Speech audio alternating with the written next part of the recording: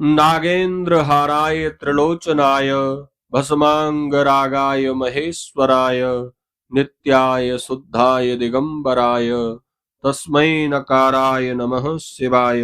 नमस्कार, स्वागत है आप सभी का हमारे YouTube चैनल में। आज के इस वीडियो में आप श्रवण करेंगे चैत्र माह के कृष्ण पक्ष के गुरु प्रदोष व्रत की कथा। इस बार चैत्र माह के कृष्ण पक्ष का प्रदोष व्रत 27 मार्च गुरुवार को किया जा रहा है। गुरुवार के दिन पड़ने के कारण यह गुरु प्रदोष व्रत अथवा गुरु त्रयोदशी व्रत है। 27 मार्च को प्रदोष काल का जो समय है वह शाम को 5:50 से 7:20 के मध्य में रहेगा। इस समय भगवान महादेव की धूप दीप नैवेद्य आदि से विशेष पूजा अर्चना करें। पंचामृत आदि से भगवान शिव का अभिषेक करें।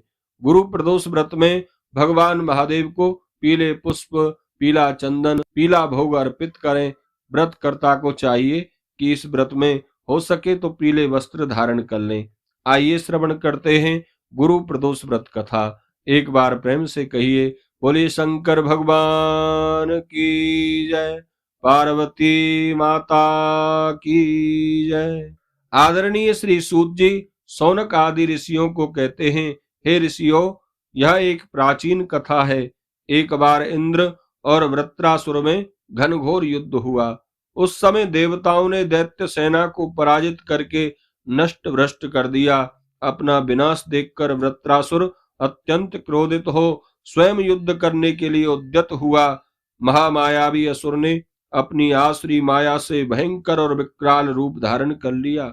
उसके भयंकर और विकराल स्वरूप को देखकर सभी देवता डरकर देवराज इंद्र के पास पहुंचे और इंद्र के परामर्श से उन्होंने परम गुरु बृहस्पति जी का आह्वान किया।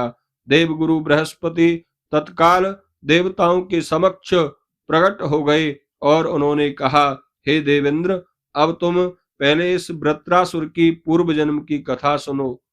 यह वृत्रासुर जो है प्रथम तो बड़ा तपस्वी और धर्मनिष्ठ था। इसने पूर्व जन्म में गंधमादन पर्वत पर उग्र तप करके शिव जी को प्रसन्न किया था। पूर्व समय में यह चित्ररथ नाम का राजा था। तुम्हारे समीप जो सुरम्य वन है वह इसी का राज्य था। अब साधु प्रवृत्ति विचारवान महात्मा उस वन में आनंद लेते हैं। भगवान के दर्शन की अनुपम भूमि है। एक समय चित्ररथ स्वेच्छा से कैलाश पर्वत पर चला गया। भगवान का स्वरूप और वाम अंग में जगदम्बा को विराजमान देखकर चित्ररथ हंसा और हाथ जोड़कर शिव शंकर भगवान से बोला, हे प्रभु, हम माया मोहित हो विषयों में फंसे रहने के कारण स्त्रियों के वशीभूत रहते हैं, किंतु देवलोक में कहीं ऐसा दृष्टिगोचर नहीं होता कि कोई सभा में अपनी पत्नी सहित बैठे। चित्ररथ के ये वचन सुनकर सर्वव्यापी भगवान शिव हंसकर बोले, हे राजन, मेरा व्यवहारिक दृष्टिकोण औरों से थोड़ा पृथक है। मैंने मृत्युदाता कालकूट महाविष का पान किया है, फिर भी तुम साधारण जनों की भांति मेरी हंसी उड़ाते हो। तभी माता पार्वती क्रोधित हो चित्ररथ की ओर देखती हुई कहने लगी, ओ दुष्ट, तूने सर्वव्यापी महेश्वर के साथ मेरी भी हंसी उड़ाई है।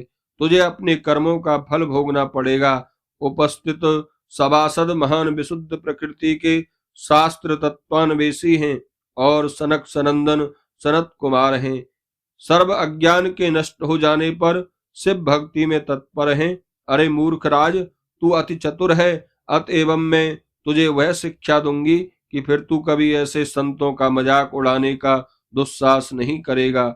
अब तू दैत्य रूप धारण कर विमान से नीचे गिर जा। मैं तुझे श्राप देती हूँ कि तू अभी पृथ्वी पर चला जा। जगदम्बा भवानी ने चित्ररथ को ये श्राप दिया तो वह तत्क्षण विमान से गिरकर राक्षस योनि को प्राप्त हो गया और प्रख्यात महा असुर नाम से प्रसिद्ध हुआ। तत्वष्टा नामक ऋषि ने उसे अपने श्रेष्ठ तप से और भी अत्यंत बलवान बना दिया। वही अब वृत्तासुर शिव भक्ति और ब्रह्मचर्य में रहा, इस कारण तुम इसे जीत नहीं सकते हो। अतएव हे देवेंद्र, यदि तुम वृत्रासुर पर विजय प्राप्त करना चाहते हो तो मेरे परामर्श से गुरु प्रदोष व्रत करो, जिससे महाबली दैत्य पर तुम विजय प्राप्त कर सकोगे। देवगुरु बृहस्पति के कथन अनुसार सभी देवताओं ने बड़ी श्रद्धा भक्ति विधि विधान के साथ गुरुवार त्रयोदशी प्रदोष व्रत को किया, जिसके प्रभाव से बाद में देवताओं ने वृत्रासुर का विनाश कर दिया। बोलिए शंकर भगवान की जय।